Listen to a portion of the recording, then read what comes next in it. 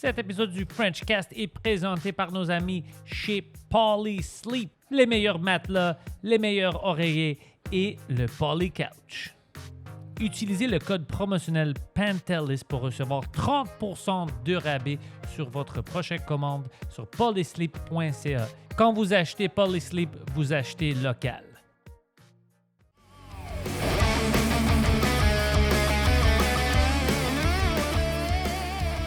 Alors, Émile, on a un petit écho ici parce qu'on a enlevé les rideaux, ils sont dans le nouveau studio. Absolument, j'ai vu les rideaux dans le nouveau studio, le studio pour 2025. Ouais. Comment tu te sens de changer d'environnement, changer de lieu? C'est bizarre, c'est fun que c'est toi mon dernier invité sur le Frenchcast dans ce studio-là. Je pense que j'étais un des premiers aussi qui est arrivé dans le nouveau studio qui t'a ruiné financièrement à cause que tu as décidé de prendre un studio de 25 000 pieds carrés. C'était un peu trop. Quand tu faisais 100 $ par mois, mais au moins tu as pu remplir. Tu es quelqu'un qui remplit le vide.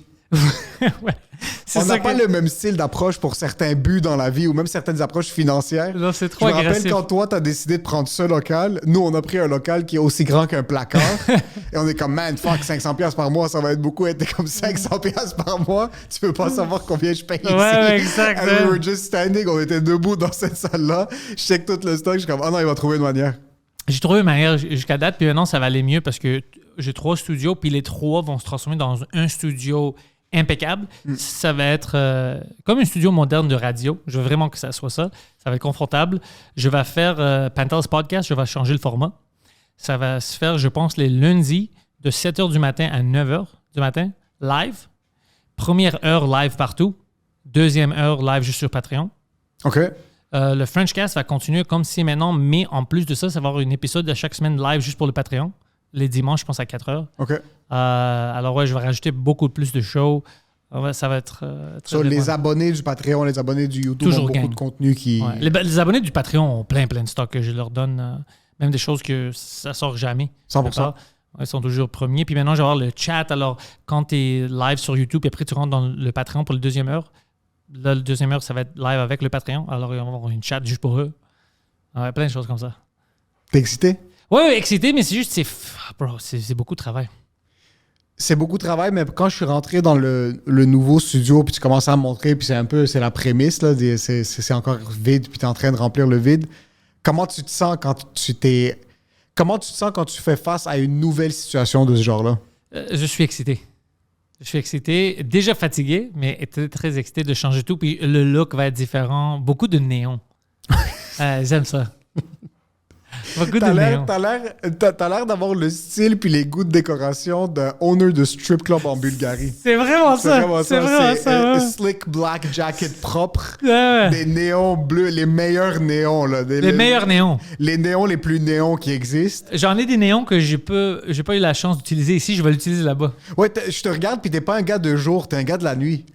C'est bizarre parce que je sais pas si c'est vrai. C'est parce que je suis un gars de jour, j'essaie toujours de transformer la nuit en jour. OK. Parce que moi, je veux des lumières. Comme tu vois ici, tu vois les murs sont noirs. C'est parce que Phil avait décidé quand on avait rentré ensemble, on était ensemble au début ici, il voulait les murs noirs pour des photos. Ça fait très studio. Ça fait très studio, mais quand tu restes trop longtemps, ça devient déprimant. C'est très déprimant le noir. Moi, ma mère, je deviens tranquillement ma mère. Puis ma mère a ce truc-là quand on était kid, elle voulait pas qu'on porte du noir. Et comme vous avez le temps, quand vous allez pas de noir, pas de squelette. On n'avait pas le droit de porter des squelettes. Je comprends. Sur nos t-shirts. Puis comme vous avez le temps d'être un squelette quand vous mourrez, c'est ça qu'elle disait. Puis au début, ça me faisait chier. Parce que j'avais 13 ans, puis je voulais porter du billabong puis des squelettes. Puis tu voulais être un peu emo. Je voulais être emo. Mom, I love the black clothes. Sur Metallica, même Saint Anger, j'ai été chanceux parce qu'il est pas apparent. Il y a des trucs, c'est un peu... Le skull. J'ai tout le temps trouvé une manière de rentrer certains trucs. Puis c'est avec le temps maintenant que je suis devenu ma mère.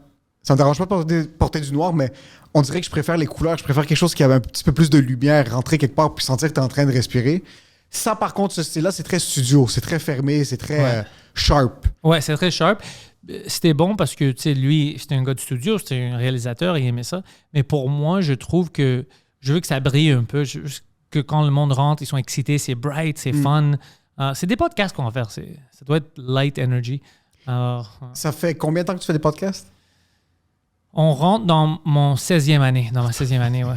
Dans ta 16e... Ok, le sail faisait en sorte que tu avais l'air très excité. 16e année, t'as des studios, ça fait quand même longtemps. Ouais. Pourquoi est-ce que quelqu'un devrait ou ne devrait pas commencer avec un investissement financier dans un podcast? Parce que comme nous, on l'a fait pendant vraiment longtemps avec ce qu'on avait. Toi, je sens que t'es le contraire. T'aimes investir, puis t'es comme, je dois faire en sorte que ce que je viens de mettre comme argent, je suis redevable. I'm accountable to this money. Exact. Pourquoi est-ce que quelqu'un devrait ou ne devrait pas faire ça? Ben écoute, au début, moi, j'étais dans le sous-sol de mon ami. J'étais dans le sous-sol de mon ami Homer puis Alex, deux frères. En passant, je parle de Homer pendant mon heure, le dernier des vrais. Puis, on avait commencé ça, on était 4 ou 5 amis. Puis, j'avais une petite micro. J'ai trouvé le micro en passant. Mon premier micro, Logitech. C'était fait pour une personne. Puis, même à ça, c'était nul à chier, le son. Il n'y avait pas de podcast en temps. Alors, on utilisait ça pour 5 personnes. C'était nul à chier, bro. C'était dégueulasse. Après ça, j'ai investi un peu plus dans un meilleur microphone, un Yeti. Puis on faisait des lives. On a trouvé des sites comme Ustream. Puis il y avait un autre site, quelque chose, Talk Radio, où on avait un numéro, puis les gens peuvent appeler. Puis moi puis Alex, je me souviens, on avait fait des 4 heures de samedi, des 4 heures live. Puis on avait des gens qui nous parlaient puis écoutaient notre émission de partout aux États-Unis. Puis on avait de partout des gens. Puis on était comme, oh shit, ça devient quelque chose. Ça, c'était après la première année. J'avais commencé une show qui s'appelle Underground Propaganda. Avec Alex, on le faisait. C'était comme une spin-off de notre podcast. Juste le samedi, puis c'était live. Je vais ramener Underground Propaganda parce que j'aime le nom bientôt.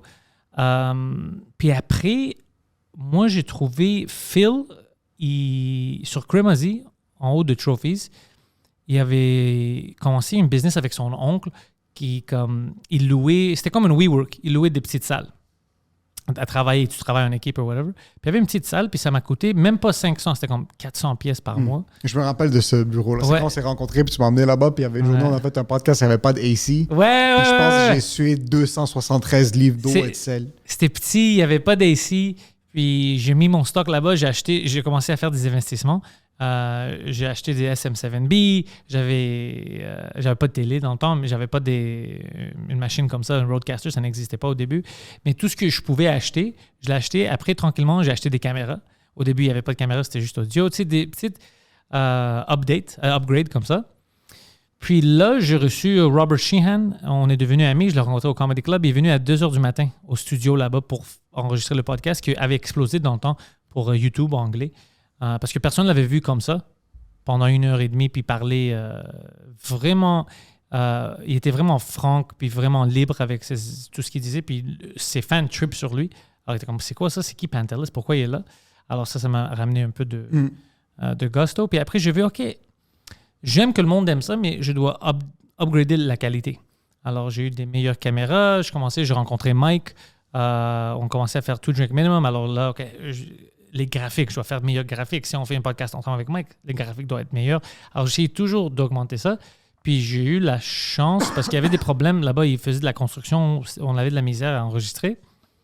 En 2020, pendant la pandémie, l'été de la pandémie, bro, tout était fermé, tout était vide. On est venu ici, on a eu un bon deal, c'est quand même grand, mais un bon deal parce qu'il n'y avait personne, c'était tout vide. Puis, je dis, OK, fuck it. J'avais déjà commencé le Frenchcast à l'autre place, c'était petit. J'ai dit, on va essayer. J'ai tout à perdre, puis j'ai rien à perdre. J'ai tout à perdre dans le sens que je vais perdre tout. Et en même temps, je sais, fuck it, c'est ma vie. On va essayer. On a commencé à builder tout ça et on fait les murs. Il n'y avait même pas de murs ici. Puis là, le Frenchcast commençait de petit à petit à être quelque chose. Ça m'a poussé à vraiment faire mon stand-up plus en français. Après, la tournée a commencé. Je faisais les premières parties de Mike. C'est tout. Alors, une chose a mené à l'autre. Puis là, Phil, il a une bonne job avec Bombardier, alors il ne peut plus faire ses affaires. Je ne vais pas louer toute cette place-là de 3000 pieds carrés pour une personne. Ouais. Alors là, je me suis dit, OK, je n'ai pas le temps de louer la salle non plus. Gérer tout ça, bro, c'est trop. C'est trop. J'en ai essayé ça pendant quelques mois. Tout le temps, quelqu'un, dernière minute, je veux enregistrer. C'est fucking 11 heures le soir, bro. T'es qui? Ouais, le monde a de la facilité à dire comme, loue un espace, puis après, fais un deuxième studio, puis t'es capable de faire ça en business. Je pense que il faut que t'aies cette mentalité-là, de un, puis de deux, il faut que t'aies cette énergie. Je pense qu'on est déjà un peu, même nous, on avait un studio parce qu'il y avait une deuxième salle qu'on aurait pu bâtir en studio. Mais je suis pas un tech. Parce que c'est pas ta job. C'est ça, c'est pas mon travail. Toi, t'es humoriste. Ouais. Moi aussi. Alors, je suis déjà en tournée, je fais d'autres choses. J'ai pas le temps de gérer ça. Puis si j'engage quelqu'un pour le gérer, là, je ne vais plus faire de l'argent avec ça. Alors, c'est juste, c'est là, puis ça ne fait rien pour moi. Alors, je me dis, OK, on va construire quelque chose qui est plus petit, puis quand même grand, mais c'est la moitié de ça. Puis là, on va avoir un studio, mais ça va être un studio avec tout notre stock. Toute la technologie, puis ça va être fun. Puis ça va être bright, beaucoup de néons, comme tu dis. Hier, je suis retourné à... je joue au tennis à côté de où il y avait notre ancien studio à Laval. Puis j'avais vraiment besoin de chier. So, je suis monté en haut pour reminisce un petit peu parce que pendant la pandémie, Jacob et moi, on louait un espace qui était, je pense, c'est 120 pieds carrés. 130 pieds carrés, c'était minuscule. Ouais. Ça rentrait 2 petites tables puis nos lumières. Rien de plus. Non, mais pas avec l'espace. C'était vraiment... C'est une garde-robe. Quand toi, t'es venu... Mais on est dans un garde-robe. Ouais. Je pense ouais, c'est aussi gros que ce garde-robe-là. Et hier, quand je suis monté, c'était au 3e étage, j'ai eu un whiff de plein de souvenirs. Je suis devenu super nostalgique de ce moment-là où est-ce que c'était notre premier studio. Ça nous coûtait 500$ par mois pour avoir un placard. Puis au début, je suis comme, comment est-ce qu'on va être capable de payer, de se permettre 500$ par mois? Puis on avait tellement faim, puis il n'y avait rien, il n'y avait pas de choses. On était là-bas tous les jours, 40 heures semaine. Là. On était là-bas de 1h l'après-midi, puis on dormait des fois au studio dans ce placard-là. On fumait, on buvait, on faisait 4 podcasts par soir. On était explosés. Puis il y avait quelque chose de cette énergie-là quand c'est en train de bouillir, puis quand t'as tout à perdre, mais t'as rien à perdre. On n'avait rien à perdre. Il n'y avait plus de show. Il n'y avait plus de travail. Il n'y avait rien. So, j'ai ressenti toute cette énergie-là. Mais t'as aussi un certain côté où est-ce qu'on a de la facilité à rendre la nostalgie comme un bijou, genre qu'on regarde puis on est comme, wow, c'est incroyable. Ouais.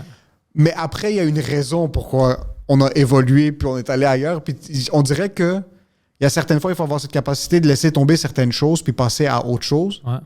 Puis il y a aussi certaines fois qu'il faut comprendre que comme c'est peut-être pas une raison de retourner. Comme les moments que tu as vécu là-bas, c'est des moments que tu as vécu qui sont supposés rester dans cet espace-temps-là. Parce que bien maintenant, dit, je me disais, très bien dit. Je suis passé devant le bureau puis je suis comme fuck, est-ce qu'on devrait peut-être relouer ce bureau-là, se remettre dans cette position-là, puis mais on n'est plus émotionnellement puis mentalement dans le même endroit que où est-ce qu'on était il y a 3-4 ans. Ouais. Puis je trouve ça beau. Je trouve ça triste d'une certaine manière, mais je trouve ça beau parce que si je l'ai fait avec ça, ça veut dire qu'il y a d'autres projets éventuellement qui vont retomber entre mes mains ou est-ce que je vais pouvoir le faire avec toi, avec Jacob, avec d'autres partenaires que je suis comme fucking down de développer certains trucs. Il faut seek constamment certaines opportunités de ce genre-là, selon moi, parce que c'est ça qui est beau. C'est pas quand c'est établi. On a eu le studio plus gros à Laval, on avait tout décoré comme on voulait, on s'est assis, on avait de l'équipement, mais comme il manquait une étincelle. Ouais. C'est pas l'équipement, c'est pas...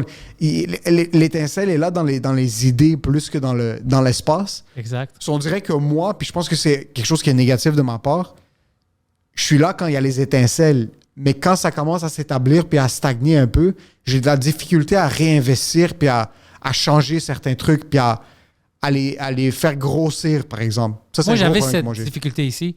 Quand je voyais que le bail termine, je fais quoi? Eux, ils m'ont dit, veux-tu rester encore ici? J'ai dit, je peux pas. C'est impossible. Toute seule, je ne vais pas rester. Je n'ai pas besoin de tout cet espace-là. Je vais-tu ailleurs? Je commence à faire le podcast différemment. J'avais plein de choses dans ma tête. Et là, je me suis dit, ben non, je veux continuer le podcast comme ça dans un studio. Je ne veux pas le faire Skype. On a déjà passé tout ça. Ça, c'est le passé. Maintenant, ça se fait vraiment en studio. Mais je voulais vraiment une place personnelle, que je peux faire tout. Puis là, c'est ça que je viens de construire. Que je suis en train de construire. J'ai comme la place pour faire des conférences de presse. Je vais faire des conférences de presse à chaque fois que je fais quelque chose de ridicule puis le monde sont fâchés. Je vais annoncer une conférence de presse puis je vais m'expliquer. J'ai plein de petites affaires comme ça. Puis je suis heureux de faire ça, de tester ça. On a parlé, on ne va pas discuter trop parce que rien n'est signé encore, mais j'ai beaucoup de choses qui sont en ligne. Alors, j'aime que j'ai une place qui est facile à gérer. Puis mon neveu va gérer tout ça pour moi. OK. Ouais. Lui, il est très excité. Dans la business. C'est ça. Okay. Il est très, très smart. C'est un gars de cybersecurity. Alors, il sait tout ça. C'est lui qui va me construire le studio comme je le veux, sans les fils d'être partout. Tu vas pas voir des fils puis tout ça. Puis moi, j'adore ça. Pas voir des fils. Il n'y avait rien sur le bureau sauf des LCD screens que...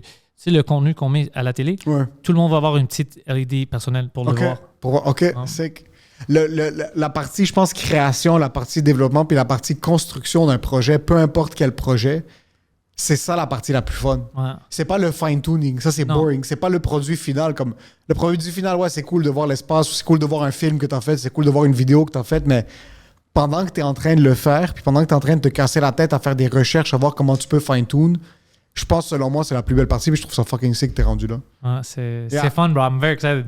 Let's fucking do it. Ouais. Puis toi, qu'est-ce que tu fais de... T'as fait ma première partie pour mon spectacle que j'ai C'était capté. comment, toi, comment tu t'es amusé dans le... C'était bon, bro. J'ai vu les faces des gens, puis je parlais avec pratiquement tout le monde après le show. Puis même les gens qui ont vu cette heure-là, et j'ai des gens qui ont vu mon heure au complet plus que 5 à 10 fois. Puis il y avait des choses à dire, comme hey, on t'a vu, ça fait 2 semaines, puis c'est meilleur. Comme t'as rajouté des Je veux choses. juste, c'est très gentil de leur part. Ouais. Mais si t'as vu l'heure d'un humoriste 10 fois, faut que t'appelles un psychologue. Appelle-moi. Faut que t'appelles un chirurgien C'est moi, le cardiaque. psychologue. Il faut... C'est moi. Va le voir une 11e fois. Ouais. Mais il y a certaines personnes qui devraient faire un processing de leur vie. Bro, ça Et, veut juste dire que j'ai une heure excellente. Ça, c'est mis à part. J'adore plusieurs artistes. Mais Jésus débarque à Montréal. Hein?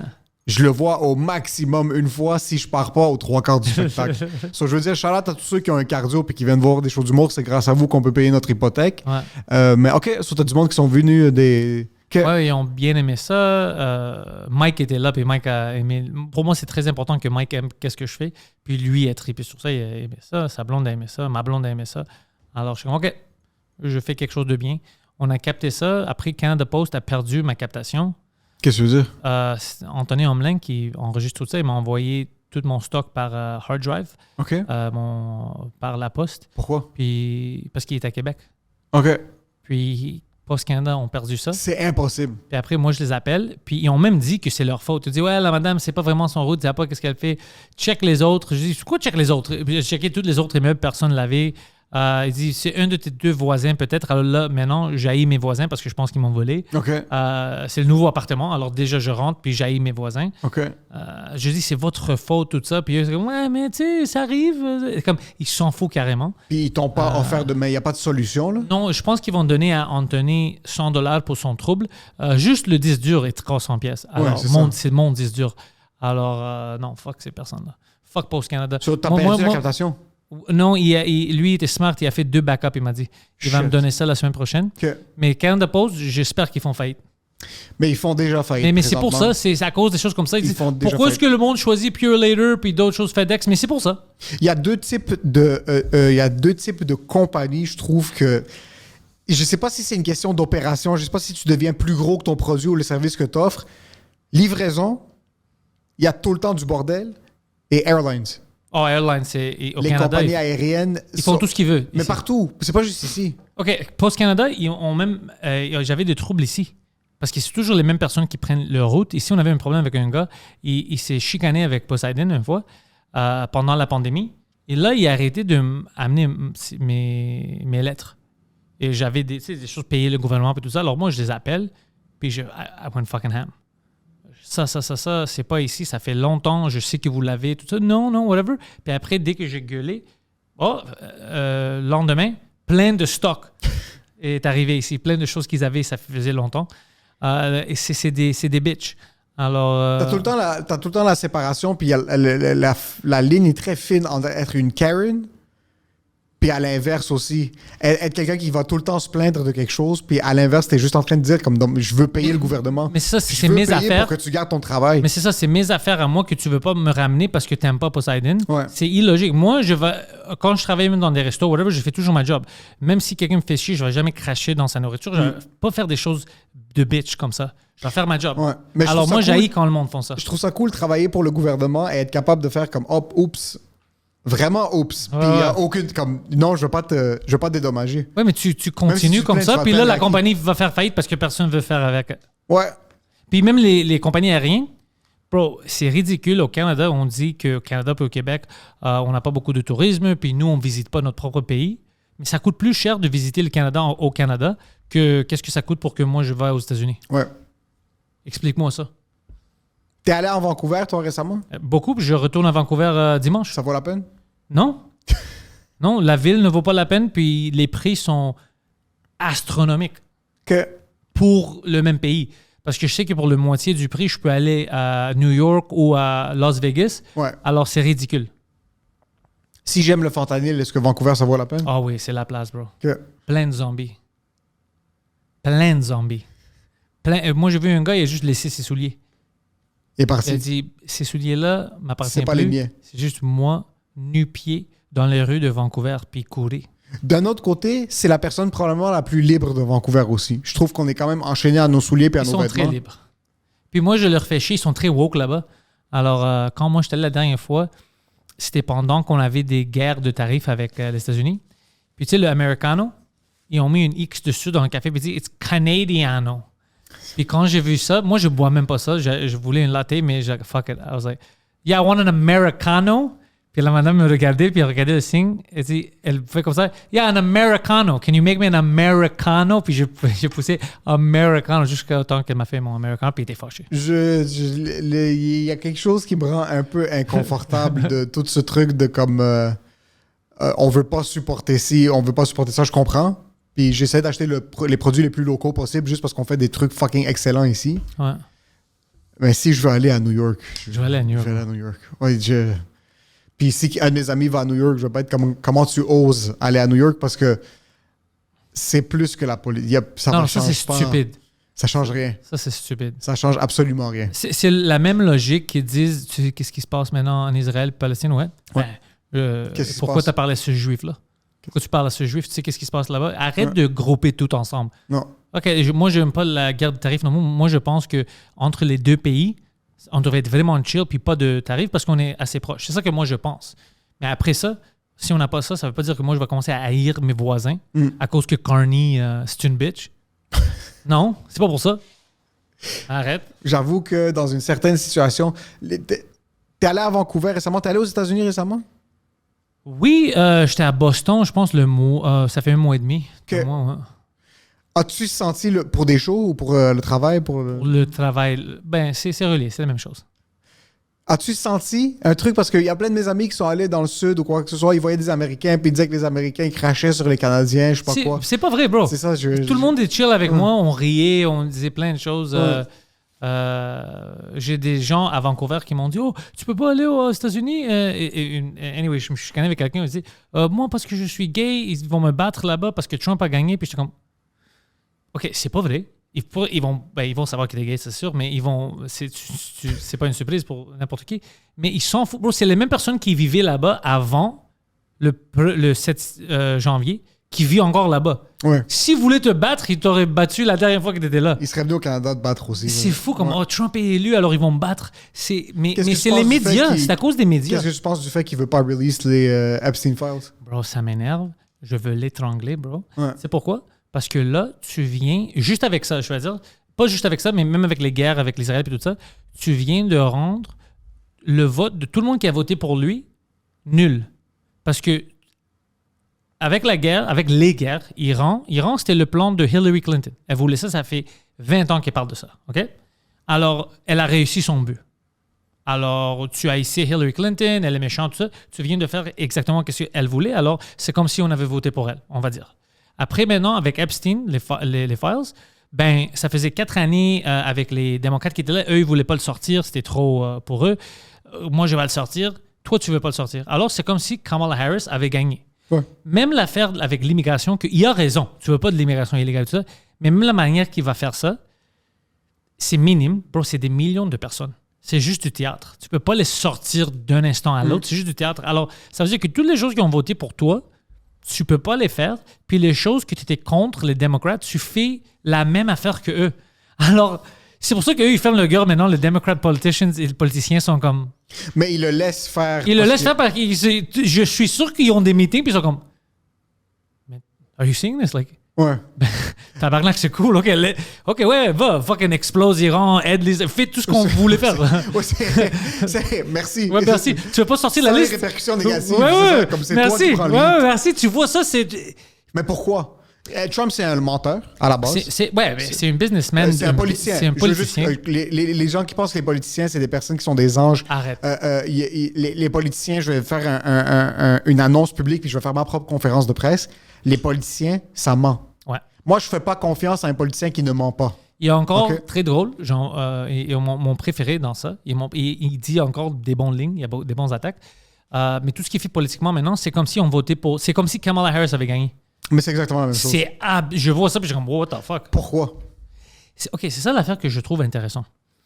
L'affaire avec Epstein, qu'est-ce que le monde pense? Le monde, pas tout le monde, mais les gens... j'écoute des podcasts puis des nouvelles. Les gens, les ex-FBI, ex-CIA qui votent dans les podcasts, qui parlent. C'est à cause qu'apparemment, il y avait des heures et des heures de captation de plein de gens qui, parfois, ils faisaient des choses illégales avec des jeunes, ou même pas oublie les affaires de pédophiles, même si tu trompes ta femme, t'es politicien ou t'es quelqu'un en pouvoir, tu veux pas que ça sorte. Il utilisait ça pour faire du blackmail. Mais lui, il travaillait de qu'est-ce que le monde pense, de qu'est-ce que ça... Tous les indices pour le Mossad. Alors là, c'est vraiment dur, de qu'est-ce que je comprends pour les États-Unis, de sortir cette liste-là, ou de... Apparemment, il y a des vidéos à Tel Aviv, tu sais, c'est là où il a envoyé tout ça.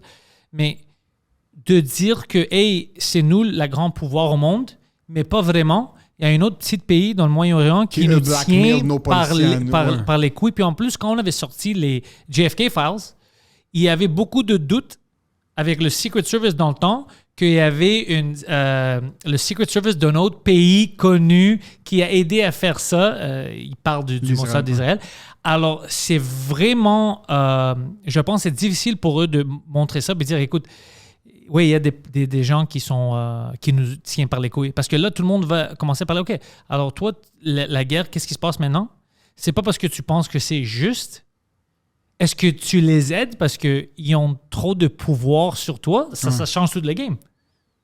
Puis aussi, ça va estomper le ballon, le son of this bloated confidence de genre, moi, je suis la personne qui est en contrôle, puis tout ça, puis tranquillement, on commence à réaliser. Je le sens plus tamed. Ouais. Je le sens plus tamed depuis janvier. Il est encore plus rock'n'roll qu'un politicien moyen. Mais pensez aussi qu'il y aurait peut-être du guilty by association pour certaines personnes qui sont dans le cabinet que... Je pense pas que c'est assez. Je pense pas que c'est assez pour ne pas les montrer, mais il y a quelque chose... Ils ont ou bien découvert qu'il y a plein de choses qu'ils ne veulent pas montrer parce qu'Israël peut dire hey, ben, si tu sors ça, nous, on va sortir ça. Peut-être c'est ça aussi. Ouais, c'est un game dangereux. Mais juste hier, ce qu'il a dit, quand il dit hey, it was a long time ago, it's an old guy, who cares? Des affaires comme ça. Ouais. Bro, I care. Si c'est rien de si grave, pourquoi est-ce que tout le monde, toi et les gens avant toi, qui étaient un autre gouvernement, un parti politique complètement le contraire de toi, pourquoi est-ce que les deux, vous ne voulez pas que ça sorte? Puis pourquoi est-ce que tu as roulé ta campagne sur ça si c'est pas quelque chose qui, à la base, inherently, est quelque chose de pas très important? Puis pourquoi est-ce que ta propre madame a dit oh, I have the files on my desk. On va voir qu'est-ce qu'on va faire avec. Puis maintenant, il n'y a plus de files. Ils ont disparu. Peut-être pas non, au Canada, il dit ça n'existe pas. Il dit ça n'existe pas. Il dit non, on n'a pas de files, on ne sait pas. Même la vidéo, ils ont montré des vidéos. Oh non, tu vois, dans la vidéo, on ne voit pas que quelqu'un a rentré pour le tuer. C'est lui, il s'est suicidé lui-même. C'est juste une coïncidence que les agents de sécurité, les deux, se sont endormis et tout ça. Elle essayait d'expliquer qu'à chaque 24 heures, il y a une minute de bug dans la vidéo. Puis lui, il sait. Oh, c'est là le bug, lui, il sait. C'est une cyber security. Lui, c'est ça le moment. C'est comme Mission Impossible, je vais me tuer. Puis eux, pourquoi est-ce que tu attends pour cette minute-là si eux, ils sont endormis anyway? Mais je pense aussi une de leurs excuses, c'était que les files ou le contenu vidéo qu'ils avaient, c'était comme des milliers d'heures de pornographie juvénile. Puis qu'ils ne voulaient pas release ça parce qu'ils vont pas... OK, montre pas, mais au moins dis « Hey, on a ça ». Je te dis pas de montrer du pornographie juvénile, mais au moins dis « Hey, on a ça ». Puis certaines de nos personnes, on a Bill Gates ou je sais pas qui, qu'on a vu dans ça, alors on va aller les chercher. Mais c'est ça, on va pas montrer. On a des vidéos que j'espère que personne ne va voir. Ouais. C'est dégueulasse. Oui, ça, je suis d'accord avec toi. Mais de dire « It's not that bad, there's nothing there. Why do you care? It was a long time ago. » Ça m'énerve. Moi, si je suis quelqu'un qui a une bonne idée puis qui développe une nouvelle technologie... puis qui commence à sentir, je suis à Silicon Valley, puis je sens que potentiellement, dans les mois à venir, j'allais devenir milliardaire, j'aurais vraiment peur de devenir pédophile. Parce qu'on dirait que c'est tous les milliardaires deviennent automatiquement pédophiles. Si je suis un politicien et je commence à vraiment vouloir travailler pour le peuple, puis là, je rentre au Sénat, puis après, potentiellement, je vais peut-être devenir président, j'aurais vraiment peur de devenir pédophile. Il y a un livre sur ça. Il y a quoi? The Psychopath Test. C'est pas, t'es proche, mais c'est pas ça. C'est pas l'argent qui te rend pédophile ou whatever. C'est le pouvoir, j'assume? Non, c'est même pas. Moi, quand j'étais petit, quand t'as trop de pouvoir, tu deviens méchant. C'est pas ça. Le pouvoir puis l'argent montre qui t'es. Ça te rend pas ça. Alors, il y a plein de gens de psychopathes, ils parlent de ça, ils ont testé des CEO de compagnies puis tout ça, puis la majorité en Amérique du Nord puis en Europe, c'est des psychopathes. Mais Ça pour tombe dans devenir un ça. CEO puis pour devenir un milliardaire, t'as pas le choix d'être un Mais psychopathe. c'est ça, c'est la grande majorité. Pour devenir ça, pour atteindre un certain niveau dans certaines compagnies, ils font des choses psychopathes. Ils s'en foutent du monde autour d'eux, puis ils font semblable d'avoir de l'empathie pour les gens. Puis c'est des psychopathes, puis ça prend beaucoup de psychopathie pour rendre là. C'est pas tout. Il y a des gens ils travaillent fort, puis sont généreux, puis tout ça, mais c'est une minorité. C'est tellement rare un CEO ou quelqu'un qui a pas pilé sur certaines Comme le gars personnes. de Costco.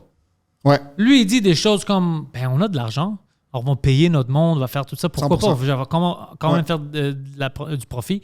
Le gars de Arizona, Ice-T, Oui, même chose. il dit OK, on fait moins de profit, mais on fait. Comme moi, je disais. On fait tellement de profit. Mais c'est ça que moi je disais avec les. C'est pour ça que j'aime pas le stock market quand ta compagnie est publique. C'est ça que j'haïs parce qu'ils disent. J'avais parlé avec mon gars qui est spécialiste dans ça. Je dis OK, juste. By coincidence, on va dire Penthouse Comedy, ça devient public. Puis ça vaut, je sais pas, 10 millions de dollars. Puis l'année passée, on a fait 1 million de profit. L'année après ça, je fais 700 000 de profit. Tout le monde fait de l'argent, puis il reste un gros profit. Il dit, oh, that's a loss. Ouais. Je dis, mais non. Il dit, non. À chaque année, ça doit faire plus. Shareholders value. Ouais, mais je dis, écoute, bro, mais ça, c'est fou. Si c'est comme ça qu'on décide, parce que même si tu fais de l'argent, puis tu fais beaucoup d'argent, tu peux en même temps être vu comme perdant. Ouais. Tu peux pas gagner. Imagine, c'est ça. Tu vas manger tout le monde autour de toi. Puis avec tout dépendamment de la conjoncture économique, tout dépendamment de la situation, tu es obligé de continuer à croître tes profits constamment.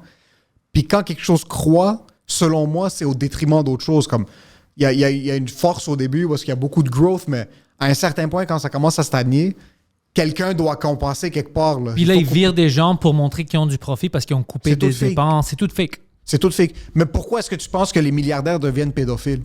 Je pense pas je pense qu'ils sont, puis ils cherchent du pouvoir puis de l'argent pour pouvoir faire leur activité. C'est vraiment ça. C'est vraiment ça. Parce que Mike m'avait dit quelque chose d'intéressant. Mais j'avoue que si je veux baiser un enfant sur une île, c'est pas mal l'espace où est-ce que je baiserais un enfant, non? Ouais, si tu vas, mais tu dois gagner assez d'argent pour acheter cette île parce que tu veux pas des gens qui te voient. Mais Mike avait dit quelque chose d'intéressant, puis il avait raison. Il dit si tu veux acheter quelque chose, tu veux faire quelque chose, puis ça coûte trop cher, juste fais-le, achète ce produit-là, et tu vas trouver une manière de te le payer. Ça va te forcer de travailler plus fort. Puis je pense que c'est logique, c'est la même logique que ces pédophiles sataniques utilisent. Et ça, comme j'ai besoin de baiser cet enfant-là, je dois travailler. Je dois travailler. Je vais faire ce que j'ai besoin de faire pour que ça vaille la peine au moins. Ouais. Genre, comme être pauvre, puis baiser un enfant, puis mettre toute Ça, ta c'est famille fou. dans la merde, c'est tough. Ouais. Mais être un milliardaire et vouloir vraiment baiser un enfant, au moins si tu vas en prison, ta famille est chill. Puis en plus, les enfants font chier, bro. Peux-tu imaginer, t'as un comme... Ouais, les enfants font chier, mais avant de le baiser, je le battrais s'il me fait chier, l'enfant. Mais moi, je pense que c'est pour ça que c'est pas quelque chose qu'ils développent. Je pense qu'ils l'ont ça, ils sont attirés vers ça. Ils le savent déjà quand ils sont jeunes. Puis ça continue. C'est impossible que ça vienne d'un jour à l'autre. Tu penses Oh, là. vraiment c'est ça? Mais bro, toi, d'un jour à l'autre, tu vas commencer à aimer fourrer ton verre. Like, tu peux pas. Tu as tes aptitudes sexuelles, 100%. qu'est-ce que tu aimes, et tout ça. Tu peux Ouais. pas les changer d'un jour à l'autre à cause que tu as reçu de l'argent. Moi, si tu me donnes $1 million demain, je vais pas aller fourrer des enfants. Je vais pas. Non. Moi, j'ai mes attirances. Je suis suis straight, hétérosexuel. Ouais. Si tu me donnes $1 million, je vais être comme. Ah, j'aimerais ça sucer un gars. Ça L'argent fait pas m'attire en pas. sorte que les pénis t'attirent plus ou Ça moins. m'attire pas. Ouais.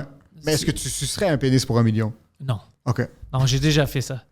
Mais le plus que je vieillis, je pense que le montant va se baisser aussi. Plus je me rapproche de la Dans retraite, 3 plus je ans, vois que j'ai bro. pas pris d'assurance vie. Dans 3 ans, ça va être 47 pièces. On va être dans l'autre studio qui est en train de fermer, puis t'es Ouais. comme, j'ai une option. Il faut que je suce quelqu'un pour 25 000. Ouais, non, mais non, c'est ça. Moi, j'ai pas ça. Le blackmail, ça fait tellement peur. Il m'a dit le quelqu'un qui blackmail. est gay maintenant, si Ouais. tu donnes $1 million, il va pas être comme, OK, je vais commencer à fourrer des femmes. Mais il veut pas ça. Il est pas attiré. Non. Tu peux pas forcer quelqu'un. Mais tu vois, il y a beaucoup de monde qui font ça dans le milieu corporatif, par contre. Oui. Ils font une mascarade complète de leur vie pour se dire, tu sais quoi, je vais vendre mon âme pour ça, puis it is what it is. Je respecte ça. Non, je respecte pas ça. Moi, je respecte ça. Shout out à ces gens-là qui sont capables de repress leur rêve le plus bas possible jusqu'à temps que ça devienne un ulcère dans leur trou de cul. Puis ils rentrent au travail parce qu'ils veulent envoyer leurs enfants à l'école privée. Ils aiment pas leur femme, ils aiment pas leur vie.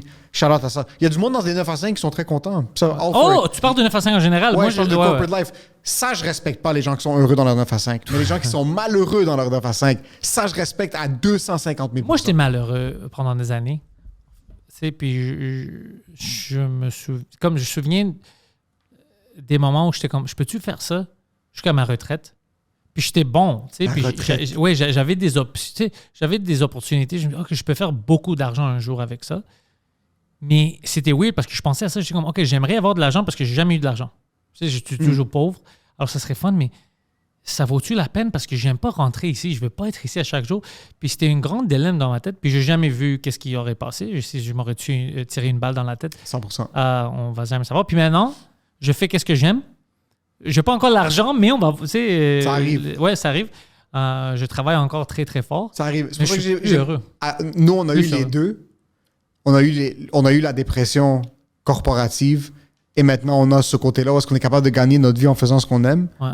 C'est pour ça que même quand j'entends d'autres humoristes dire « Là, je suis en vacances. » Oh, bro. Ou « Là, c'est mes vacances. » Va en voyage. Va en voyage 2-3 semaines.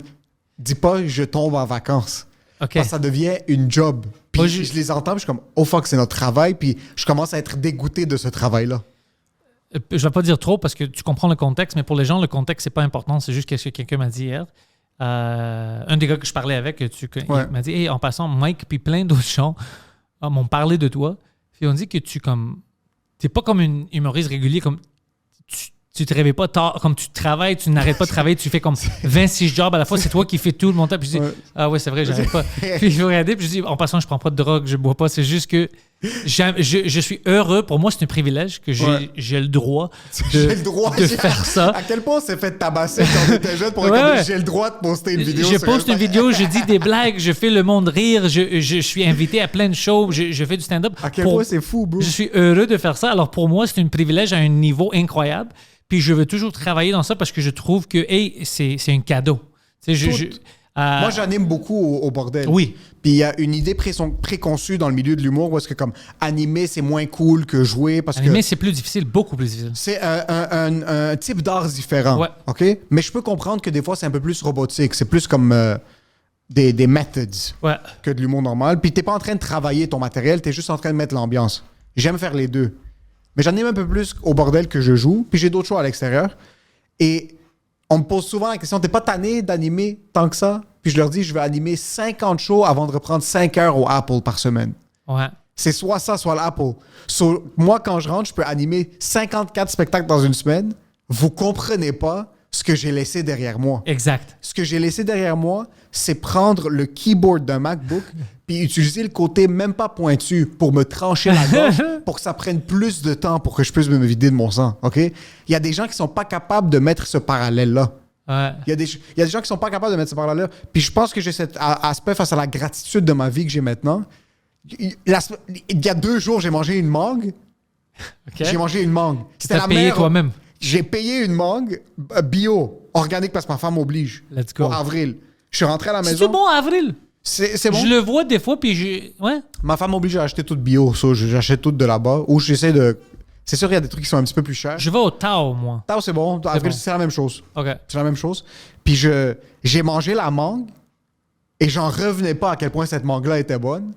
Et ça a fait ma journée. Je suis rendu un vieux monsieur. J'ai mangé cette mangue-là à 11h30. J'étais sur un high toute la journée. Il y a des gens qui sont pas capables de comprendre puis faire la différence entre ce que tu as présentement qui est positif, c'est pas ton dû. On peut te l'enlever à n'importe quelle seconde. Exact. Ouais. So, pourquoi est-ce que je vais me plaindre d'une bonne situation que j'ai?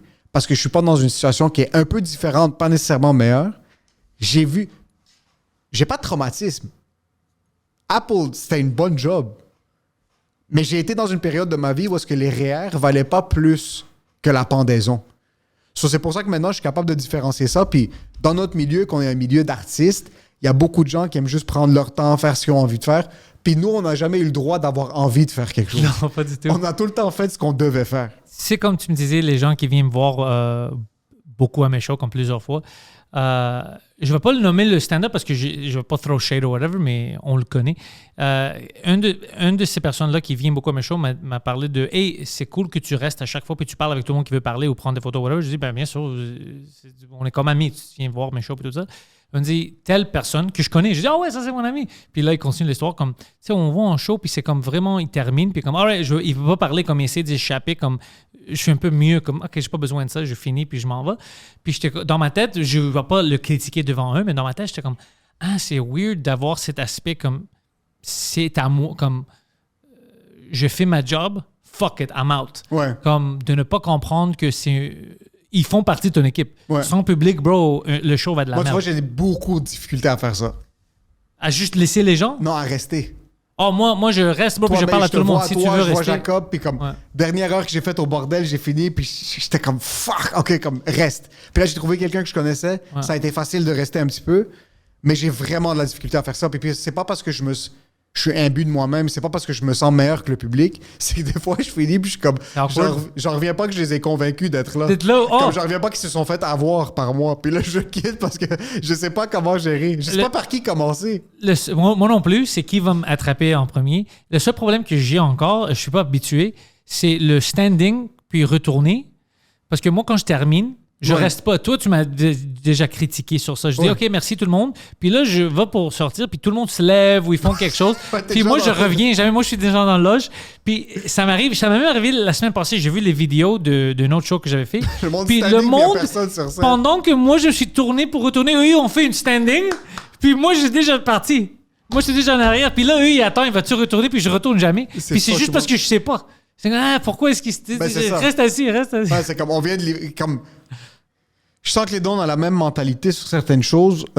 Quand une chose est terminée, c'est pas que cette chose-là est terminée puis we need to look at it en rétrospect. Je vais pas te demander de plus. Tu m'as déjà donné ton énergie, t'as payé pour ça, t'es venu, t'es heureux. Je veux pas que tu me donnes plus, je sens mal. Mais c'est ça. On a ce guilt, on a cette culpabilité qui est tellement fucking stupide de genre...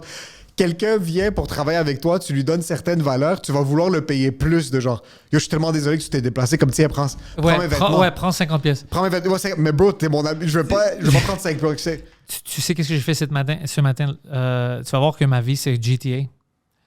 Je t'ai invité au show de Marc Boilard, Cube Radio. Ouais. 20 minutes avant que je suis à Cube Radio, je suis allé apporter mon chien à ma mère. Elle fait du babysitting. Puis je me suis chicané avec un crackhead qui habite à côté. OK. Bro, j'étais prêt à le tuer. Lui, il dérange tout le monde. Il fait des menaces à ma mère, à tout le monde qui est là. Il a poussé une vieille madame hier, tout ça. Ouais, puis la police fait rien. Alors moi, je vais rentrer, puis il me dit quelque chose. Puis moi, j'étais comme... J'ai juste tourné. What the fuck? You fucking talking to me? Puis c'est devenu fou. Je l'ai même invité de sortir de chez lui parce qu'il m'a dit rentre ici. J'ai dit moi je rentre pas dans ton fucking crack house. Moi, je vais piler sur une sors fucking dehors, seringue. sors dehors, man, sors dehors. C'est un vrai crackhead. Ben moi il prend quelque chose. Je sais pas si c'est le crack, mais clairement il prend quelque chose. Dans ses cinquantaines, c'est un gars nul à chier. Il a rien vécu. Il battait ses parents qui étaient vieux. Les deux sont morts maintenant. Il est dégueulasse le gars. Puis ouais, j'étais fucking enragé. Puis après 20 minutes, j'étais à Cube Radio. J'étais comme quelle ville? Bro, je criais un crackhead, puis après 20 minutes, je suis à la radio. Mais c'est ça, la vie. Ouais. La vie, c'est une balance un peu de tout. Des fois, t'as des bonnes mangues, d'autres fois, la mangue est bonne d'un côté. Elle est pourrie de l'autre côté. Ouais. Mais c'est pas grave. Faut juste être capable de passer puis surmonter certaines épreuves. Tu t'es battu avec le crackhead ou non? Ah, physiquement, non, pas physiquement. Non. Okay. Juste Angola, ouais. Maintenant, je fais trop de job. T'as trop Physiquement, à perdre maintenant pour... mais comme je l'ai même dit... T'as plus d'eau non plus. Il va trouver son karma parce qu'il va être dehors un jour. Ouais. Puis il va dire ça à la mauvaise personne. Puis la mauvaise personne n'a pas de podcast. Ils n'ont pas de carrière à perdre. Tu vas tomber sur la mauvaise personne. C'est sûr, tu ne peux pas continuer comme ça. Ça ne va pas toujours être des vieilles madames. Ouais. Tu vas tomber sur quelqu'un, puis ton karma va te trouver dehors. C'est fou quand même. Tu vois, il y a certaines situations, on parlait de gratitude. Des fois, je suis tellement content de ne pas être ça. Lui, ouais. Tu sais pas c'est quoi les circonstances. Lui, d'autres mondes, genre des fois, tu te dis fuck, c'est par la force des choses. Puis comme shout-out à nos parents qui ont essayé de nous éduquer le mieux qu'ils pouvaient, puis de pas tomber dans l'enfer de la drogue, puis ce genre de choses-là. Puis il y a souvent des gens que je regarde, puis je sais que ça peut paraître vraiment fraîchier, mais fuck, je suis content de pas être ça. Il m'a traité de sorcière, j'ai oublié de dire ça. Les cheveux longs. Les cheveux longs. La barbe. C'est pour ça que j'ai le croix. Il dit, tu veux que le monde pense que tu es Jésus. Je dis, c'est pas ça ma job. Le monde pense pas que je suis Jésus. Je suis pas mal sûr que personne pense que je suis Jésus. Personne pense que je suis Jésus. Il dit, oui, c'est ça, mais moi, je sais que t'es pas Jésus, t'es une sorcière. Laisse tes cheveux tomber, t'es une sorcière.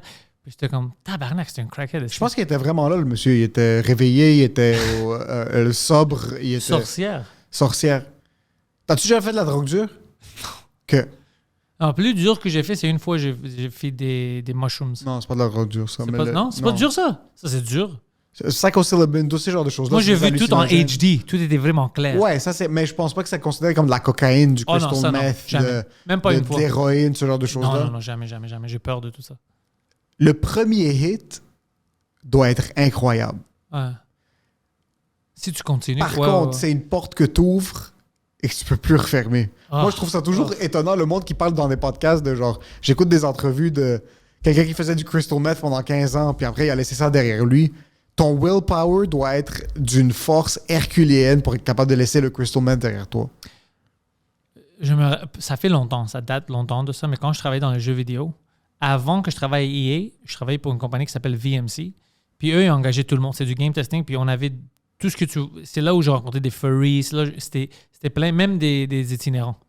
Qu'il y avait des problèmes parce qu'il n'y avait pas d'appartement puis tout ça, alors il n'y avait pas de place d'envoyer leurs chèques. Tous des problèmes, c'était drôle. Ils engageaient des itinérants pour faire du game testing? Ouais. Au début, quand ils avaient commencé la compagnie, puis moi, je me rappelle de ça. C'est leur public cible? Dans le temps. Après, ils sont devenus plus matures. Mais au début, il y avait juste besoin des mains sur des consoles. Anyways, moi, je me rappelle d'une fille. Je dis fille parce qu'elle était légale, mais elle était jeune. Puis elle me parlait, je pense qu'elle était moitié grecque en plus. C'est comme ça qu'on avait commencé une conversation. Mais ses parents l'avaient comme chicanée, alors elle voulait partir de ses parents quand elle avait 17 ou 18. Puis au fur et à mesure de soucier pratiquement 3 ou 4 pénis par jour pour rester à des appartements, puis tout ça, comme... Puis elle disait l'histoire comme de souçage extrême, comme une centaine de pénis dans le mois. Tu vois, pour si je le souce, il peut m'amener ici. Si je le souce ce gars-là, je peux rester chez lui. C'est le méthode de barter, c'était le souçage. Mais qui accepte cette méthode de paiement-là? Mais c'est ça. Puis moi, je rappelle qu'au début, j'étais comme je riais, puis j'étais comme, mais what the fuck? Puis là, au fur et à mesure qu'elle parlait de ça, puis elle était fière de ça. Puis j'étais comme, mais tabarnak, il y a un autre monde que moi, je suis pas au courant, que je veux pas être au courant, que je veux pas que... Pour elle, c'était normal. C'est quand j'ai besoin d'aller là-bas, je vais appeler telle personne, lui, il sait que je vais le soucier s'il m'amène là-bas.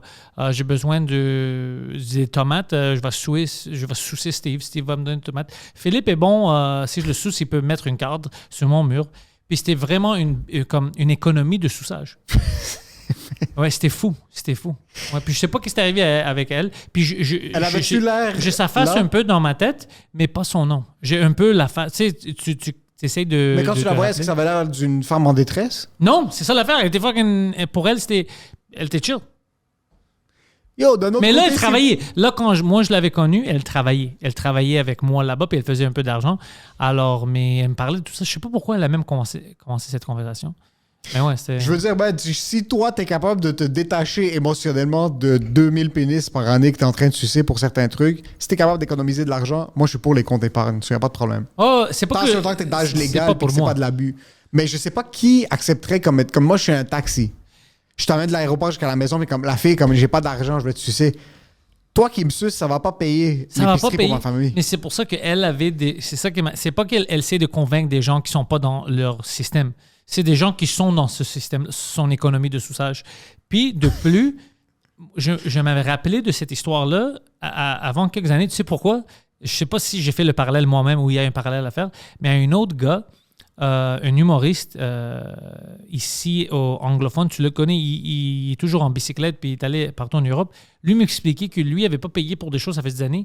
Il y a une économie communiste ici ils ont une application aussi, je pense. Ici à Montréal? Oui, parce que c'était local, puis ils travaillaient avec eux. Basically, tout est barter system. Alors, il disait, moi, j'avais besoin de pommes de terre, j'avais faim. Alors, moi, j'avais une vieille caméra que je n'utilisais pas. Alors, je donnais ça à un gars qui m'a donné des carottes puis des pommes de terre. Après, certaines carottes, je pouvais donner à un autre gars. Lui, il me donnait des tomates, des choses comme ça, puis on n'utilise pas de l'argent, on utilise des trades. Okay. Moi, j'étais comme, Bro, une caméra pour des carottes et pommes de terre. Tu sais que tu peux vendre la caméra puis Et t'acheter acheter des pommes de terre. Puis Ok. il dit, non, ça marche pas comme ça, c'est du bar. Je dis, whatever, toi, tu sais plus que moi. Puis il dit, ouais. Ou en échange, tu fais quelque chose pour quelqu'un d'autre. Ok. Tu vas chez lui puis tu fais la peinture, tu sais, ou quelque chose. Lui, il va donner son bacon extra ou whatever.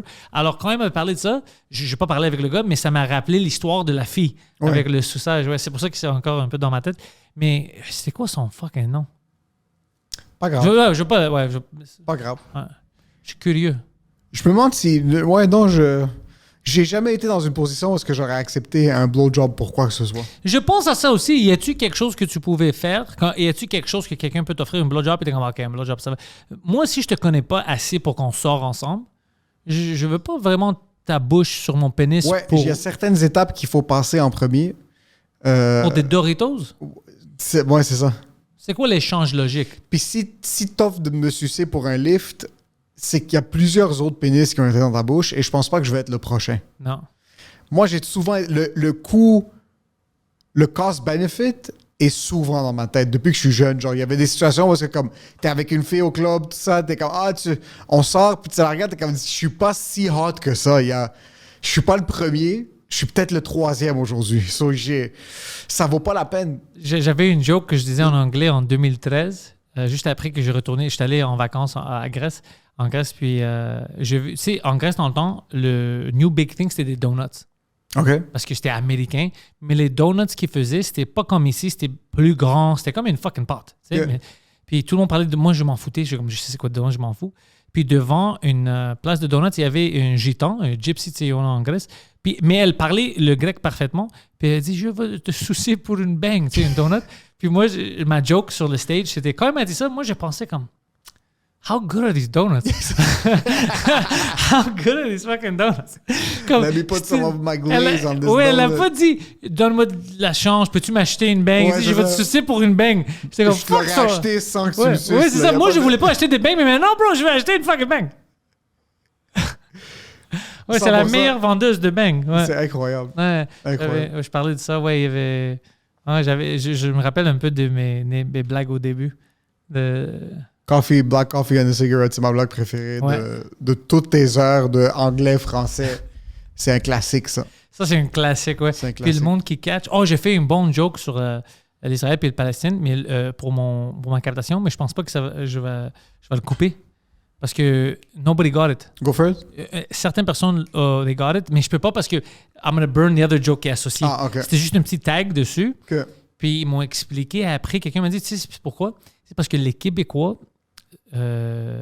quelqu'un m'a dit, toi, tu es au courant de la géographie puis tout ça, puis tu fais le parallèle Israël, Juif, Palestine, musulman, tout ça.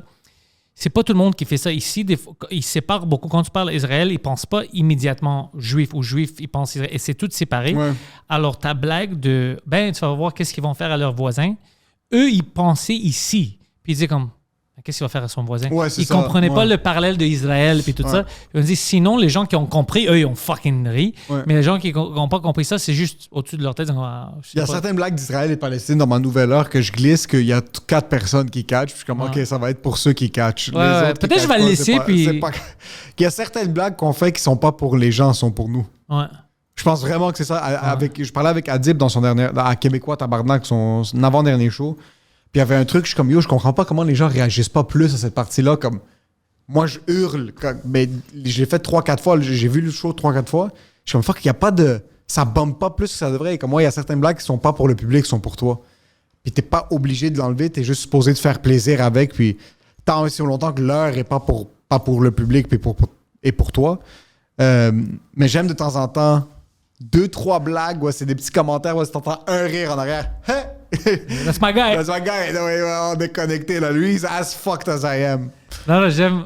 J'adore ça. Puis moi, même pour mon heure, toi, t'as pas resté tout. Mais j'avais des sections pour tout le monde. Puis une fille m'a dit, hey, c'était cool de voir ça, que tu avais des blagues sur les Grecs, sur les Haïtiens, les musulmans, les Juifs, comme tu niaisais tout le monde. Puis j'ai comme, mais c'est ça le stand-up. Moi inclus, on doit être capable de se niaiser. C'est fun pour tout le monde. Si je prends juste une personne ou une religion, tout ça, puis j'attaque ça. C'est du bullying. C'est plus l'humour. T'es comme, OK, on est-tu un rally? Ouais, c'est exact. On doit s'entre-niaiser, puis là, c'est fun. C'est une équipe, puis on s'entre-niaise. Si tu choisis une personne, puis t'es comme, c'est quoi les fucking Irlandais? Puis j'ai fait 1 heure sur les Irlandais, t'es comme, OK, tabarnak, bro, c'est... 2 ethnies au moins, c'est un rally. Ouais. C'est exact. Plus que 3, t'es dans un show d'humour. Ouais, c'est ça, c'est vraiment ça. Selon moi. Ouais, c'était beaucoup... Bro, j'aimais que t'étais là. Puis toi, t'as changé ton horaire un peu de dernière minute pour être là. Puis Non, ça a été fucking sick. Ça a été fucking sick. Puis as-tu senti que ton approche pendant le taping était différente que d'un show normal ou non? J'essaie de me rappeler comment Oui, un peu. Comme je pensais plus à m'animer. Puis c'était bon que je faisais ça parce que les blagues marchent mieux quand je m'anime. Mais des fois, tu te perds. Puis tu parles. Puis t'es comme ils vont comprendre.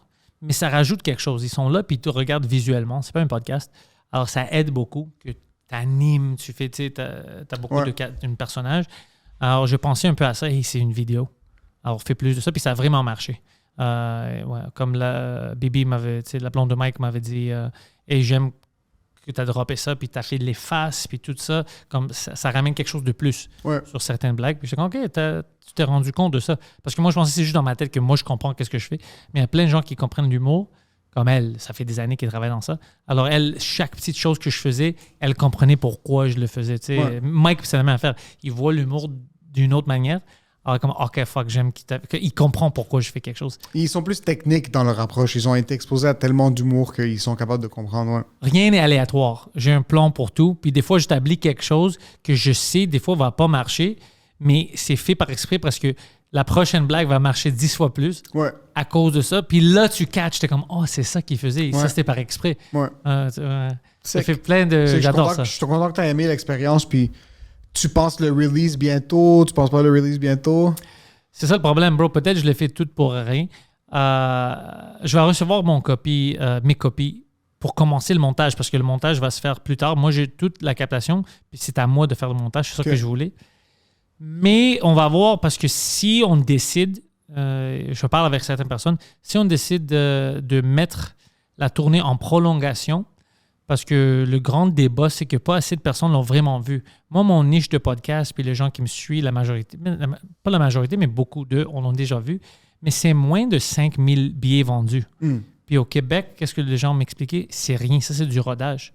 Alors oui, tu peux le mettre en ligne pour ton prochain show comme une pub, mais c'est une bonne heure. On aime ça, puis... peut-être ça vaut mieux de travailler avec quelqu'un pour mettre un peu plus de pub puis que monsieur, madame, tout le monde peut voir tes équipes et venir te voir parce que sinon, tu vas perdre. Comme ça vaut mieux de peut-être essayer de le mettre en prolongation. Alors d'ici à l'automne, on va savoir qu'est-ce qui se passe. Puis si je le mets en prolongation, je ne peux pas le sortir, bien sûr. Parce que là, tu as des shows de booker maintenant. J'ai des shows de booker. J'ai des dates qui sont en place que moi, j'avais mis en place à Montréal pour du rodage, pour Nouvelle Heure. Moi, qu'est-ce que je veux faire? C'est ça le plan, mais je ne sais pas si je vais faire. On va voir. Si je continue avec ça, je vais booker d'autres dates pour le dernier des vrais. Mais sinon, moi, j'avais booké le third floor comme à plein de soirs. Veux pas, tu viens, les billets vont être comme 10 pièces. C'est juste pour louer la salle. Puis, je vais dire, je testais du stock pendant des mois. En français. Hein? En français. En français. Puis, le public, c'est au third floor, c'est vraiment petit. Ça rentre même pas 30 personnes. Alors, tu es là avec moi. Alors, je peux tester plein de choses. Je peux te demander qu'est-ce que tu penses de ça. Est-ce que tu penses... Ça, c'est chill. Ça, c'est pas chill. Alors, je vais vraiment former le Nouvelle Heure avec ça. Mais peut-être je vais pas faire ça. On va voir. Si on met le show en prolongation, parce qu'il y a plein de personnes qui, maintenant, ils me parlent de ça, puis il y a des gens qui veulent travailler avec moi. Ils disent, non, écoute, je sais que ça fait quelques années que tu fais ça, mais c'est du rodage au Québec, bro. C'est une scène complètement différente qu'en anglais.